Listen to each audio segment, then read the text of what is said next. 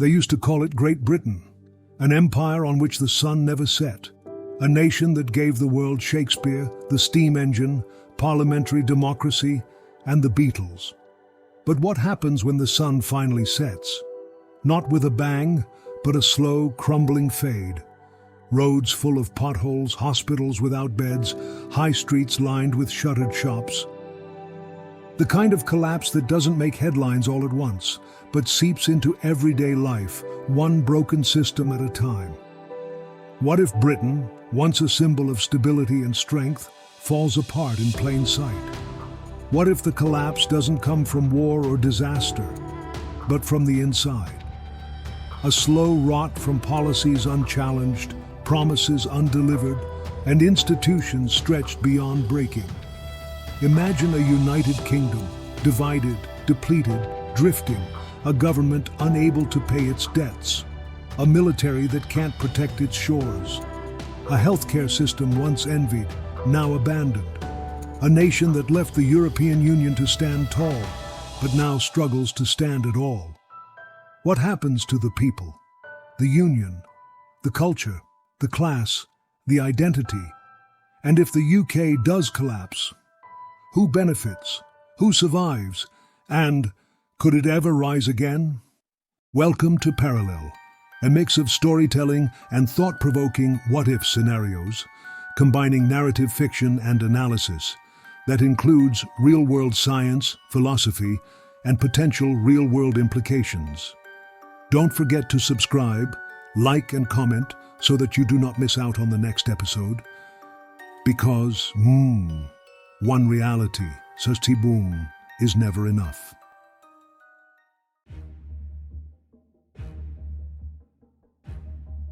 I always thought I had time. Time to steady the ship. Time to make the hard calls and still be remembered as the one who held it all together. But now I wonder if I was the one who let it fall apart. They'll write books about this. Not just the economy, or the NHS, or the military, but about leadership. Or the lack of it. Did I inherit the mess? Yes. Did I make it worse? Probably. I thought cutting spending showed discipline, that holding the line and allowing some immigration would restore order, that sovereignty meant strength, that slogans could substitute for solutions. But none of that feeds a hungry child. We deregulated, we outsourced, we privatized, until there was nothing left to protect. Railways, water, care homes, all run for profit. We talked about innovation while people froze in their homes. We clapped for nurses, then sent them to food banks. I look at the numbers. GDP falling, confidence shot, families working 2 jobs and still falling behind. Scotland pulling away, Northern Ireland edging towards something else entirely. And all I can think is, we knew. We saw it coming, but we just kept telling ourselves, Britain doesn't break. Maybe it doesn't, maybe it just bends, and bends, until no one notices it's already snapped. I was the one at the helm when it did. History won't care about my intentions, only the outcome, and right now, the outcome looks like collapse.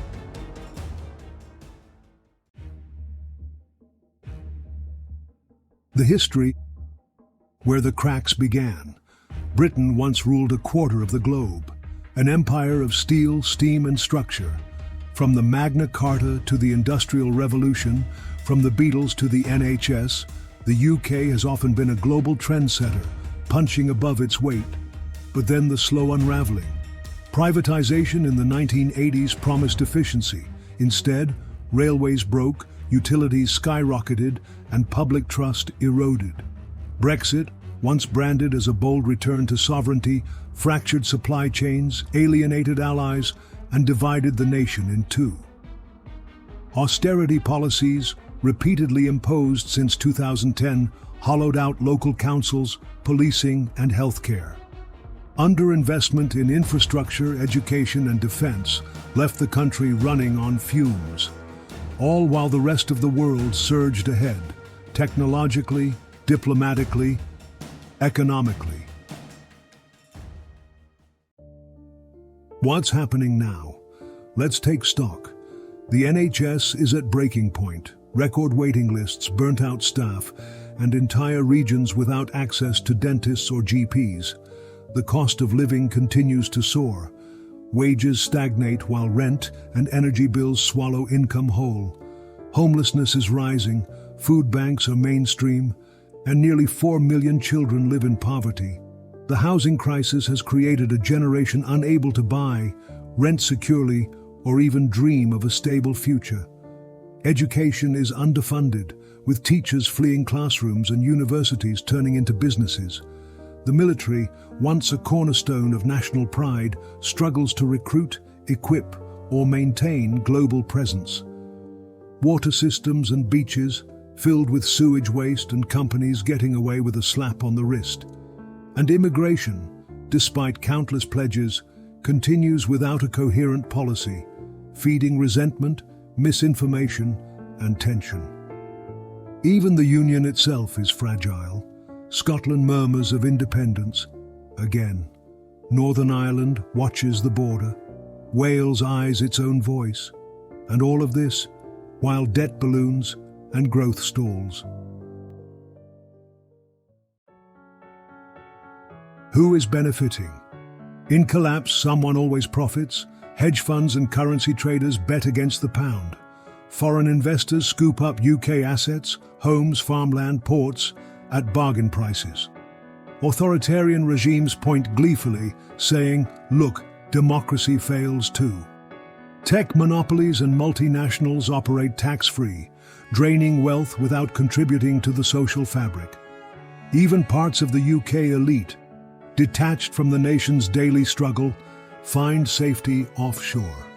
And in the vacuum of leadership, populists, grifters, and ideologues rise. When a country collapses, it isn't just GDP charts that change. It's trust, in systems, in each other. Polarization deepens. Communities retreat into echo chambers. National identity fractures, no longer bound by shared ideals but by survival instincts. Migration increases brain drain as young talent flees to Australia, Canada, or Dubai. Civil unrest simmers. The far right blames outsiders. The far left blames capitalism. The middle gets crushed. Regional disparities explode. London becomes a city-state while the north is left behind. Democracy is tested. Institutions weaken. Apathy becomes the default setting. And the rest of the world? They stop asking what Britain thinks, and then they stop listening altogether. The rise after the fall. Here's the thing about Britain. It has collapsed before, economically, politically, morally. The economic collapse of 1976. Britain was forced to request the largest ever IMF bailout, revealing its economic sovereignty was already lost. A political collapse in 1956. The Suez Crisis exposed Britain's diminished power on the world stage and marked the end of its empire. And a moral collapse in 2018. The Windrush scandal proved that British institutions could abandon their own citizens in the name of policy. And each time, it got back up, not because of politicians, but because of its people. British values of resilience, fairness, wit, grit, and quiet courage are still here. You see it in nurses working double shifts, in communities organizing food banks, in volunteers cleaning rivers and mentoring youth. We don't need to be an empire again.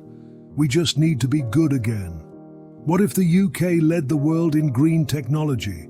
What if we reimagined the NHS for the 21st century? What if we taught children that Britishness means compassion, openness, and excellence? Britain doesn't need to be the loudest voice in the room. It just needs to be the most trusted. And trust begins at home, with its people, and with real leadership. Thank you so much for listening in to this episode of Parallel.